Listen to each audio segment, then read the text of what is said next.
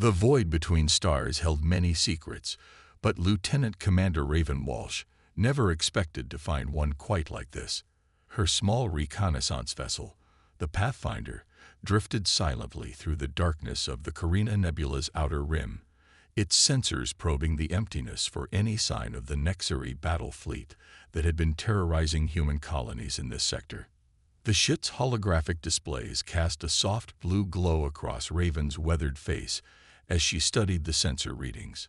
20 years of deep space reconnaissance had taught her to trust her instincts, and right now, they were screaming that something was off about this region of space.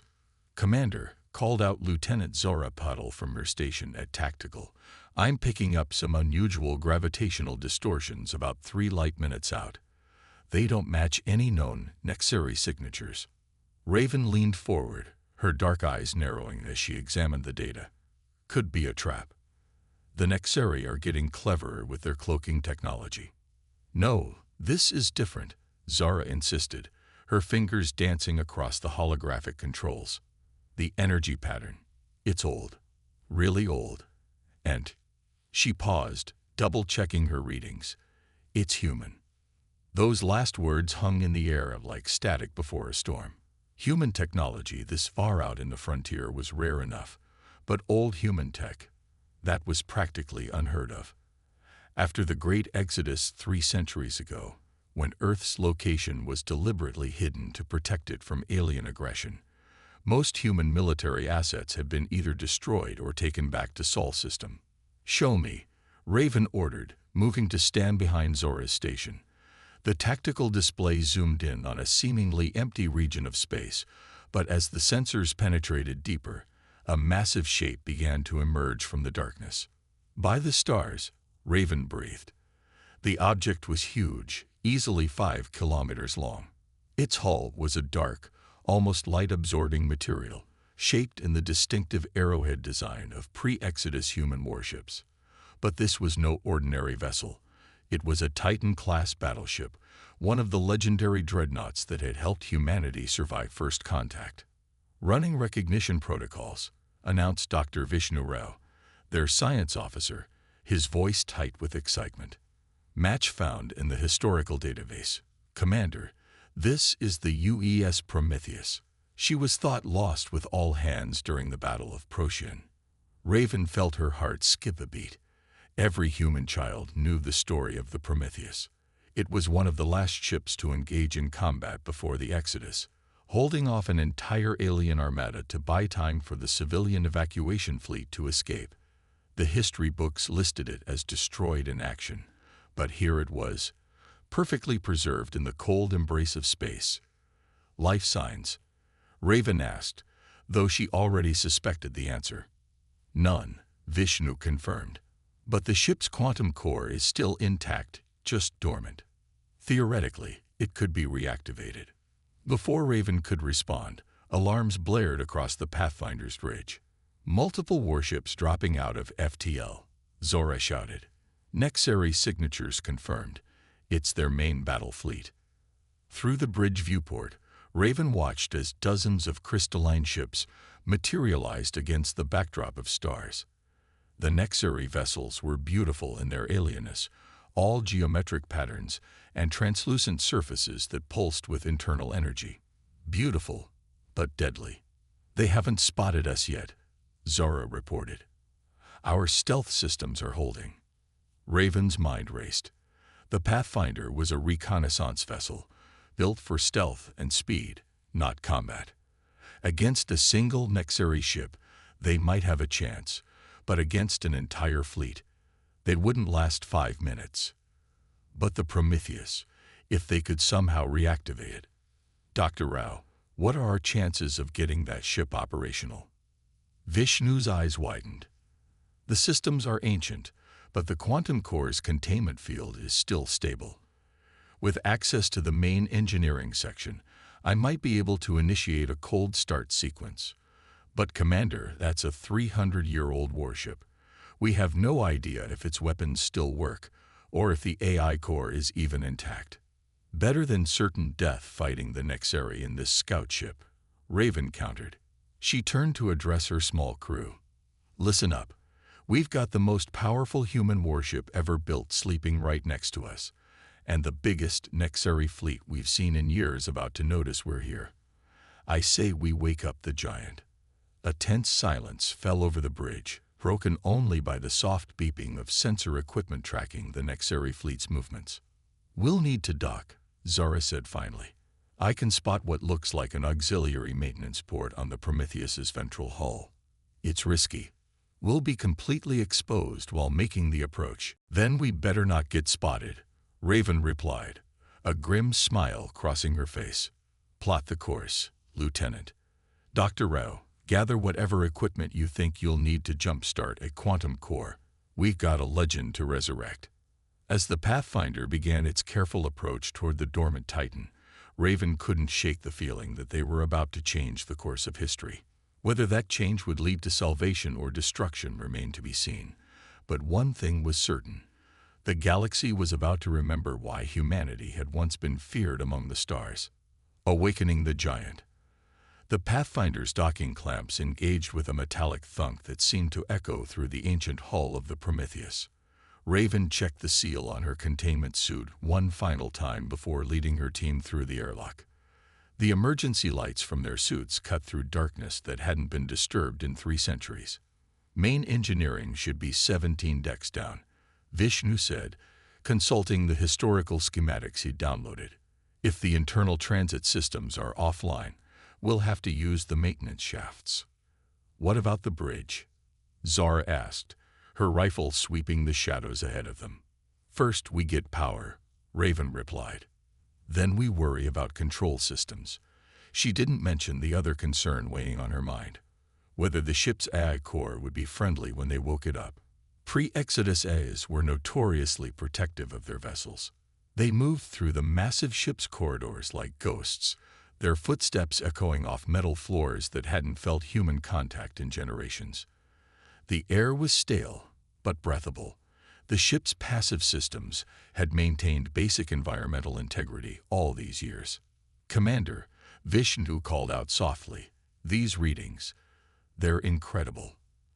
The quantum core hasn't just been dormant, it's been in a state of temporal stasis. From its perspective, barely any time has passed since the Battle of Procyon. Is that good or bad for us?" "Good, very good.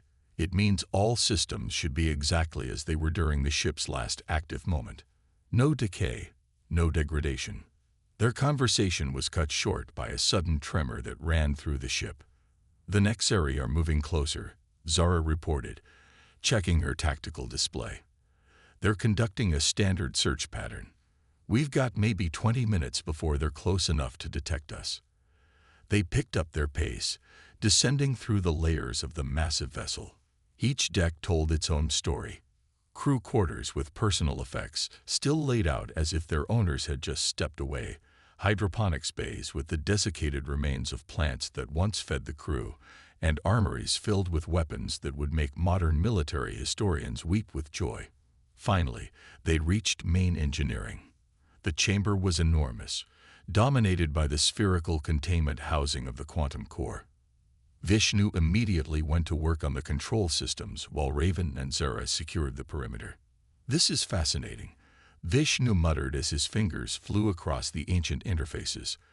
"The core is responding to initialization commands. It's like it was waiting for us." Another tremor, stronger this time. "They're getting closer," Zara warned. "How much longer?" Raven asked. 5 minutes to complete the startup sequence," Vishnu replied. "But Commander, we have another problem. The quantum core's initialization is going to release a massive energy surge. There's no way to hide it. The Nexari will detect it immediately." Raven's jaw tightened. "So the moment we wake this ship up, we'll have an entire enemy fleet bearing down on us." "Exactly. And we still don't know if the weapon systems are functional." Before Raven could respond, a new voice filled the chamber, deep, resonant, and distinctly artificial. "The weapon systems are fully operational, Dr. Rao, as is every other system aboard this vessel." The engineering bay's lights flickered to life, and holographic displays sprang up around them. A figure materialized in their midst, a tall, translucent form wearing what appeared to be an ancient human naval uniform. "I am Titan," the figure announced, "primary artificial intelligence of the UES Prometheus, and I've been expecting you." Raven's hand instinctively went to her sidearm, but she kept it holstered. "You've been aware this whole time." "Aware but dormant, conserving power until the right moment. When your ship approached, I recognized its human origins and began preliminary systems checks. However, I required human authorization to fully reactivate." Titan's holographic eyes swept over them. "The date stamp on your vessel's transponder is surprising. 312 years have passed since my last active deployment." Another tremor rocked the ship, and this time warning klaxons accompanied it. "Nexary vessels are now within detection range," Zara reported.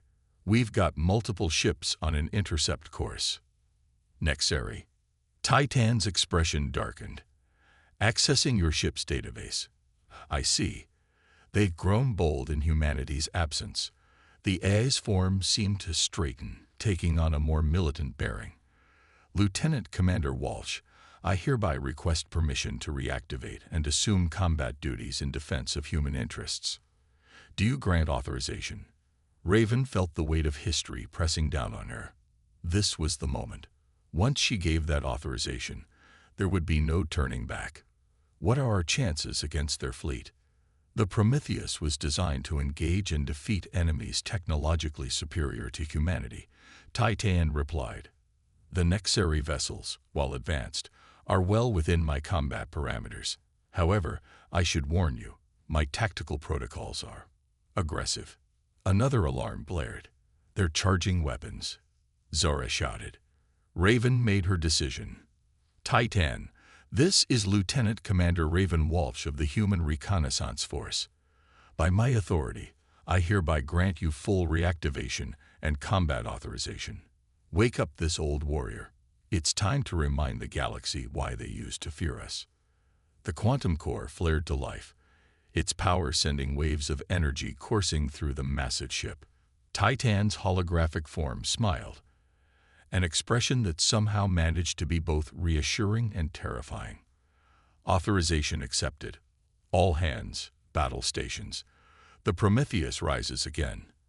As the Pathfinder began its careful approach toward the dormant Titan, Raven couldn't shake the feeling that they were about to change the course of history. Whether that change would lead to salvation or destruction remained to be seen, but one thing was certain. The galaxy was about to remember why humanity had once been feared among the stars. The deck beneath their feet hummed with power as the Prometheus awakened from its centuries-long slumber. Holographic displays burst to life throughout the massive bridge, painting the space in a dance of light and information. Raven stood at the central command station, watching in awe as Titan orchestrated the warship's resurrection.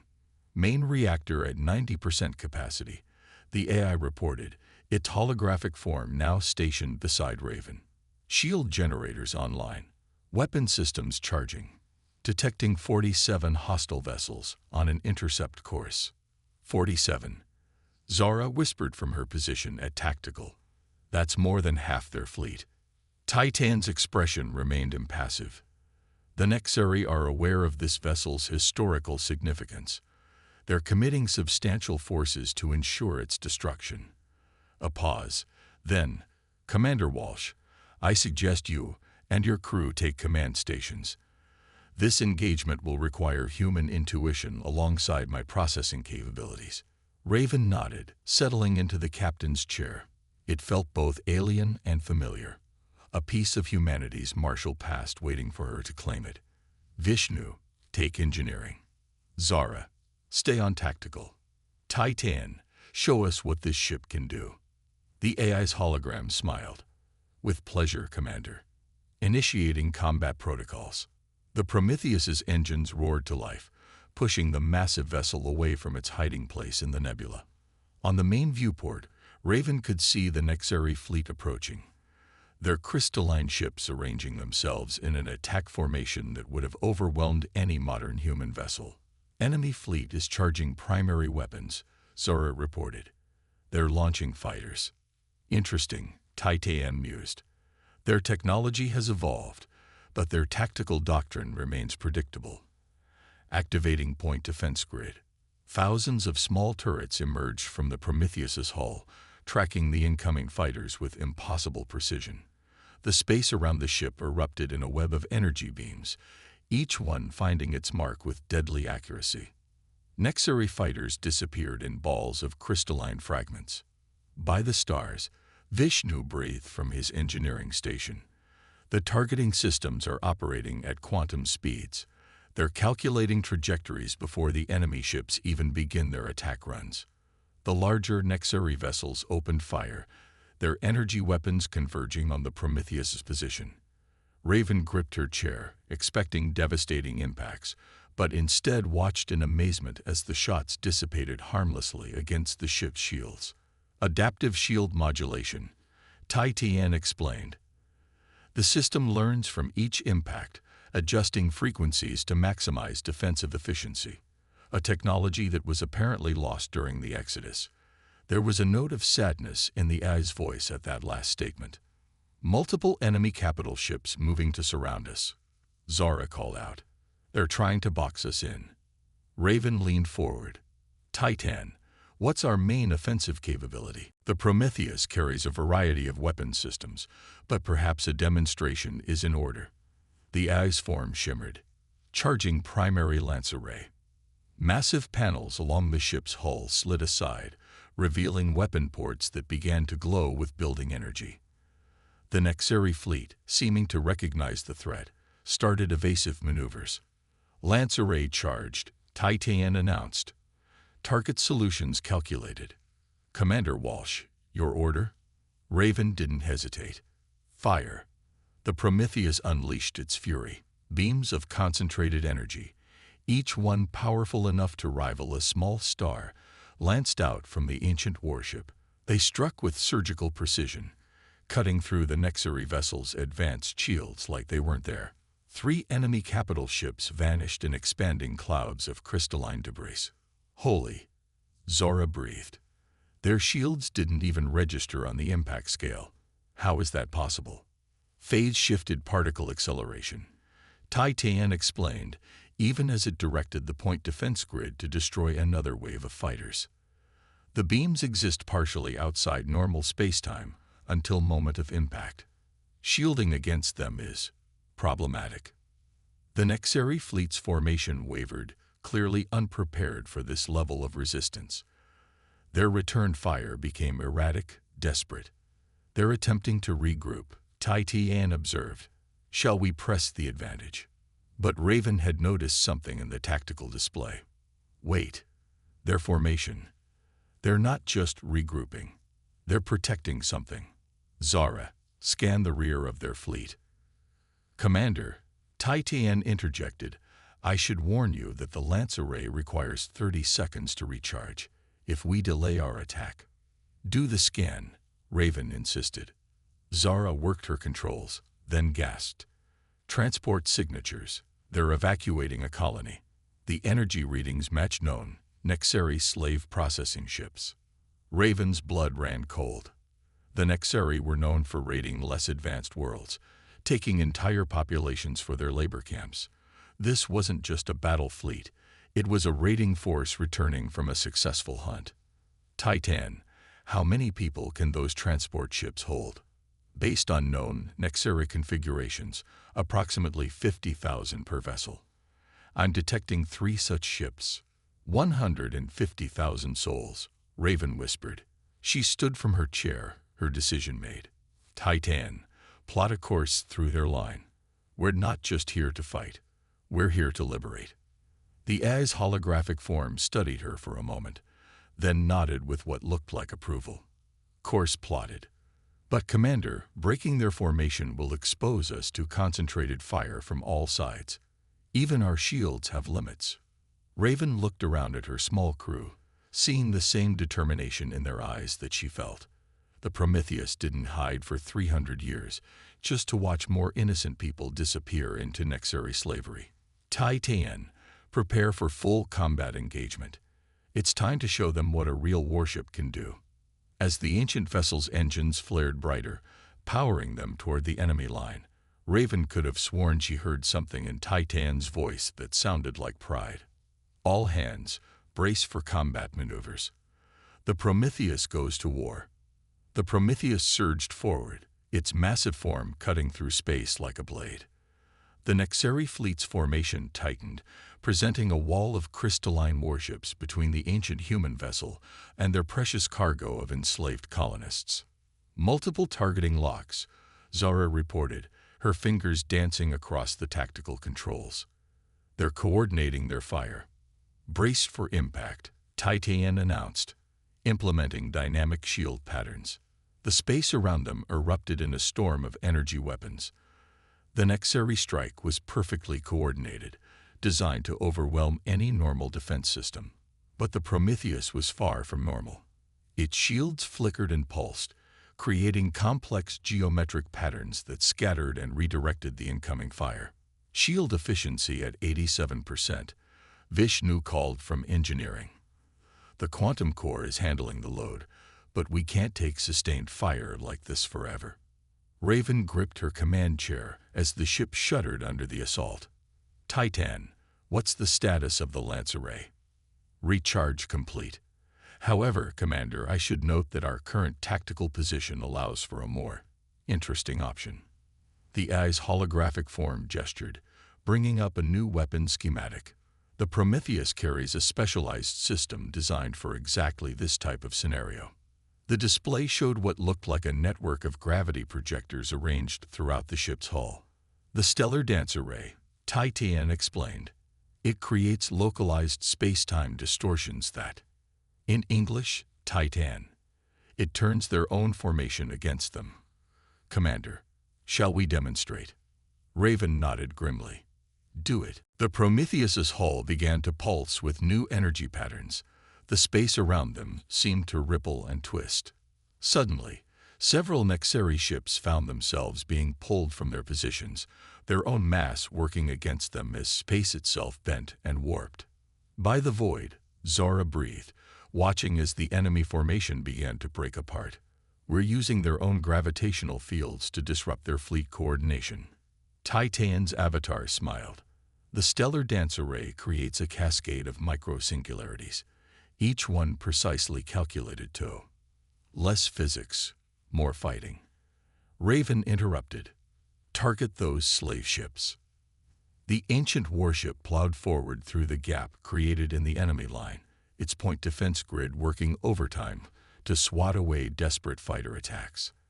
The Lance Array fired again, this time targeting the engines of the nearest Nexeri capital ships, leaving them spinning helplessly in space. Commander, Vishnu called out, I'm detecting power fluctuations in the slave ships. They're preparing for emergency FTL jumps. Not happening, Raven growled. Titan, can you prevent their escape? Activating tractor systems. But Commander, holding 3 ships of that size will severely strain our power reserves. We'll have minimal energy for shields. The decision took less than a second. Do it. Zara, prepare boarding protocols. Vishnu, divert all non-essential power to the tractor beams. The Prometheus extended invisible tendrils of force, grabbing hold of the transport vessels just as they attempted to jump to FTL. The strain was immediately apparent. The mighty warship groaned under the stress, its shield strength dropping precipitously. The remaining Nexeri warships, sensing opportunity, renewed their attack with desperate fury. Impacts rocked the ship as shields began to fail. Hull breaches on decks 12 through 15. Vishnu shouted over the sound of straining metal. Emergency containment holding. 50 seconds until boarding tubes can attach to the transport vessels. Zara added. We don't have 50 seconds, Raven muttered, watching as more Nexeri ships moved to surround them.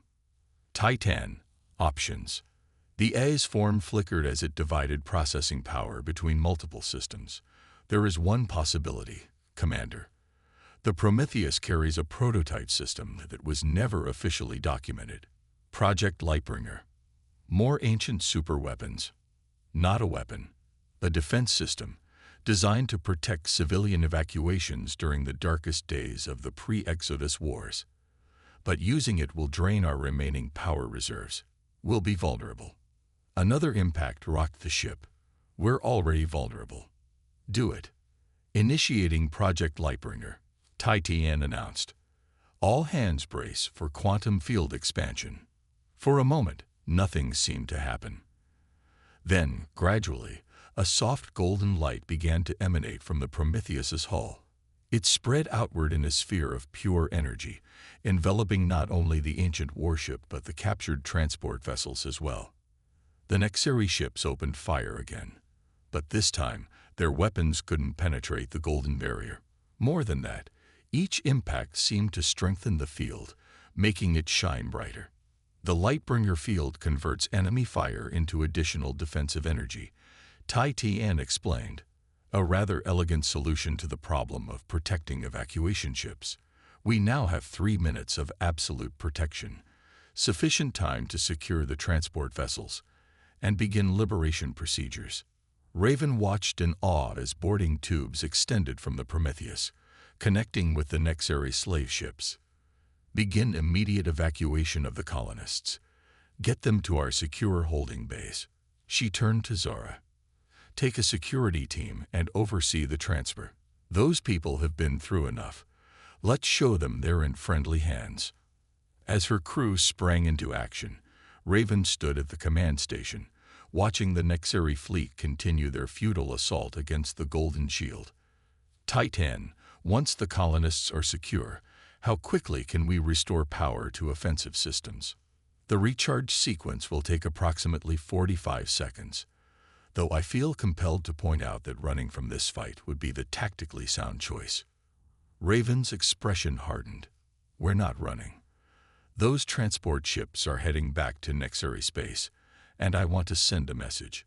The galaxy needs to know that humanity's back, and we don't tolerate slavery. The eye was silent for a moment.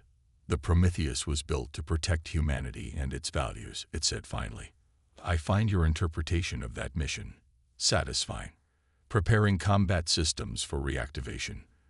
The Nexeri are about to learn why this ship's name once inspired such fear. Around them, the Golden Shield continued to shine, a beacon of hope for the rescued colonists and a warning to those who would prey upon the innocent. The real battle was about to begin. The golden light of the Lightbringer field faded as the last of the colonists were secured aboard the Prometheus. In the ship's medical bay, Zara oversaw the care of thousands of shell-shocked civilians, while the massive vessel's automated systems began treating the worst cases of Nexeri captivity. All civilians secured, Zara reported through the ship's comm. Medical units are responding, but these people, her voice caught. Some of them have been in those transport ships for months. On the bridge, Raven's hands tightened on the arms of her command chair. Titan, status report. Power reserves at 30% and climbing. The AI responded. The Nexeri fleet has adjusted their formation. They appear to be preparing for a concentrated assault the moment our defenses reactivate.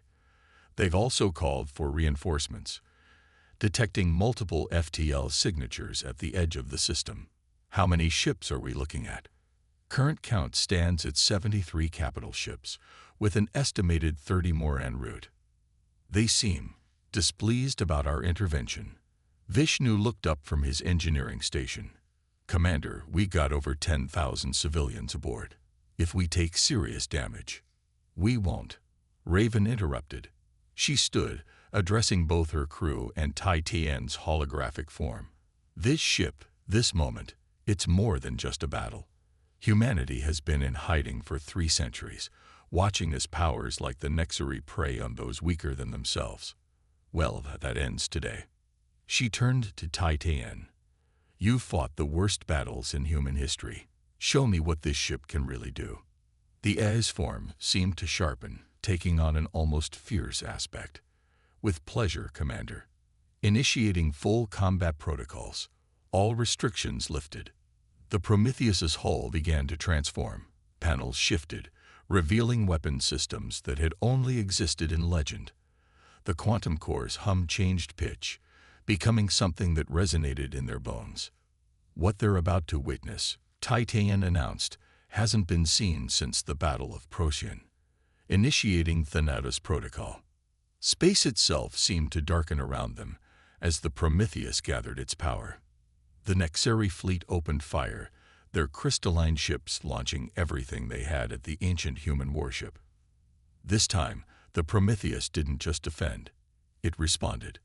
The lance array fired, but now each beam split into dozens of smaller streams, creating a web of destruction that shredded through enemy formations.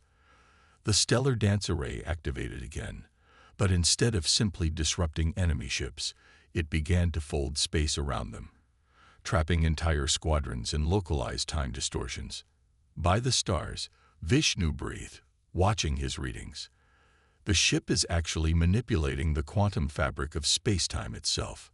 A trick we learned during the early wars, Titan explained, even as it directed the symphony of destruction. Reality itself can be weaponized, if you understand its music. The Nexeri fleet's coordination began to break down. Ships started to retreat, only to find their escape routes blocked by the Prometheus's space-time manipulations. Their return fire became desperate, uncoordinated. Enemy reinforcements have arrived, Zara reported, now back at her tactical station. They're stopping at the edge of the system, not engaging. They're watching, Raven realized. Good. Let them see what happens when they prey on the innocent. Titan's avatar nodded. Shall we complete this lesson, Commander? End it. The Prometheus's final attack was almost beautiful in its devastation. Every weapon system fired simultaneously, creating a cascade of effects that transformed the battlefield into chaos. Nexeri ships found themselves pulled into each other's paths, their own weapons fire redirected back at them. Others simply ceased to exist as space itself folded around them. Within minutes, it was over. The mighty Nexeri fleet was reduced to scattered debris and fleeing vessels. The reinforcements at the system's edge transmitted a single signal, full retreat, before disappearing into FTL. Silence fell over the Prometheus's bridge, broken only by the steady hum of its ancient systems. Threat neutralized, Titan reported calmly. Though I suspect the greater effect of this engagement will be felt far beyond this battlefield. Raven nodded, sinking back into her command chair. Send a message to those reinforcement ships before they get too far. Let them know that humanity is done hiding. The Prometheus has returned to protect those who can't protect themselves. If they have a problem with that, she smiled grimly, they'd know where to find us. Message sent, Titan confirmed. I've also taken the liberty of transmitting data bursts to every human colony and outpost in range. The code phrases will let them know. We're back. In the days that followed, the story of the Prometheus's return spread across the galaxy like wildfire. The massive warship escorted the rescued colonists to safe haven, its very presence causing Nexeri forces to retreat from multiple systems. Other raids and slaving operations ground to a halt as the news spread. Humanity's greatest warship was awake, and it was hunting. 1 month after the battle, Raven stood in the Prometheus's observation deck, watching stars streak by as they patrolled the frontier. Zara and Vishnu joined her, along with Titan's ever-present hologram. Word from Fleet Command, Zara reported. They're mobilizing the reserve fleets. Apparently, finding out we had ships like this in our history has inspired some re-evaluation of our military doctrine. And the Nexeri? Raven asked. Suing for peace, Vishnu answered with a smile.